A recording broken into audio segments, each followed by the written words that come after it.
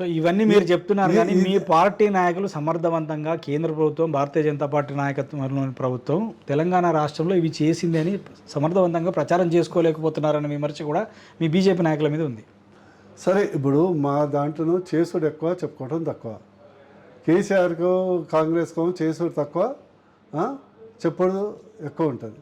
అదే కొంత మీరు మంచితనం అంటారా లేకుంటే బలహీనత అంటారా మీరే ఆలోచించండి. చేసినే చెప్పుకుంటేనే కదా ప్రజలు ఓట్లేసేది. అదే వైఫల్యం ఉంది ఇప్పుడు చెప్తున్నా కదా.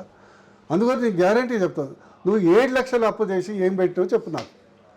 18 లక్షల కోట్ల రాష్ట్ర బడ్జెట్ మనకు వచ్చిన ఆదాయం ఈ 10 సంవత్సరాల తెలంగాణ రాష్ట్రంలో వచ్చింది 18 లక్షల కోట్ల బడ్జెట్ ప్లస్ 7 లక్షల కోట్ల అప్పు.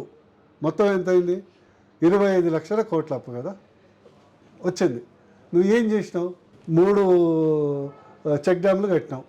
అదే మన కాళేశ్వరం, అదే మేడిగడ్డ, అన్నారము, అవి ప్రాజెక్టులు కాదు, చెక్ డ్యామ్లు. 20,000కి ఒక రిజర్వాయర్ కట్టుకున్నావు.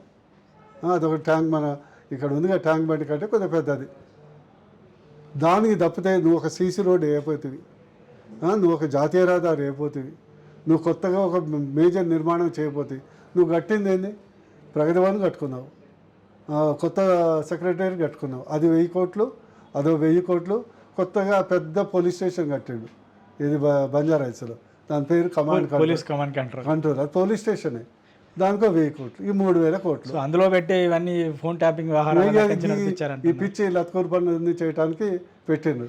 కానీ ప్రజల మనుగడలో మార్పు రావడానికి నువ్వు ఇన్వెస్ట్మెంట్ ఏం చేసినావు? ఉద్యోగులకు ఏమైనా ఇచ్చినవా? సెల్ఫ్ ఎంప్లాయ్మెంట్కి ఏమైనా నిధులు ఇచ్చినవా?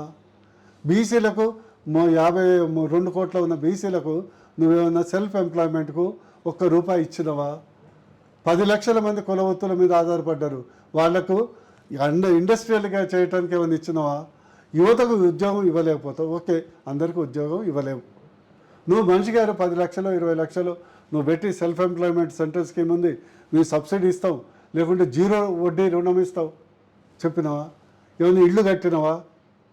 అది ఇల్లు కట్టింది కూడా ఇంటికి 2,60,000 రూపాయలు మళ్ళీ ప్రధానమంత్రి ఆవాస్ యోజన కింద తీసుకుంటుంది. నువ్వు ఏమి నువ్వు ఒక్క యూనిట్ కొత్తగా ప్లాంట్ పెట్టినవా? ఒకటే 500 మెగా యూనిట్లది కొత్తగూడెంలో స్టార్ట్ అయింది. ఒకటి.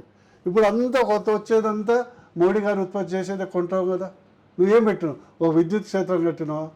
మరి నేను చెప్తా, గత 66 అంటే తెలంగాణ రాష్ట్రం ఏర్పడే ముందుకు ఈ రాష్ట్రంలో 66 ప్రాజెక్టులు ఉన్నాయి. శ్రీశైలం నువ్వు కట్టినవా? సాగర్ నువ్వు కట్టినవా? పులిచిందలు నువ్వు కట్టినవా? మూసి ప్రాజెక్ట్ నువ్వు కట్టినవా? ఎల్లంపల్లి నువ్వు కట్టినవా? పోచంపాడు నువ్వు కట్టినవా? దేవాదుల ఎత్తిపోతలు నువ్వు కట్టినవా? నిజాం సాగర్ నువ్వు కట్టినవా? సింగూర్ ప్రాజెక్ట్ నీ కట్టినవా? లేకుంటే ఇవన్నీ నువ్వు కట్టింది ఏంటి? ప్రపంచాద్భుత ప్రాజెక్ట్ని కట్టిన అంటున్నాడు కదా. ఏం కట్టింది? అది వరకే కూలిందిగా, ప్రకృతే చూపెట్టింది కదా ఈ డొల్లతనం. అందుకొరకు బీజేపీ ప్రతి పైసా ఇది నా డబ్బులు, నా ప్రజల డబ్బులు, ప్రతి పైసా ఖర్చు చేస్తుంది. ఈరోజు బీజేపీ ఏం చేసి 80 కోట్ల మందికి ఉచితంగా రేషన్ ఇస్తుంది. మన తెలంగాణలోనే నాకు తెలిసి 70 లక్షల మందికి కుటుంబాలకు ఉచిత రేషన్ ఇస్తుంది. నువ్వేమైనా ఇచ్చినావు?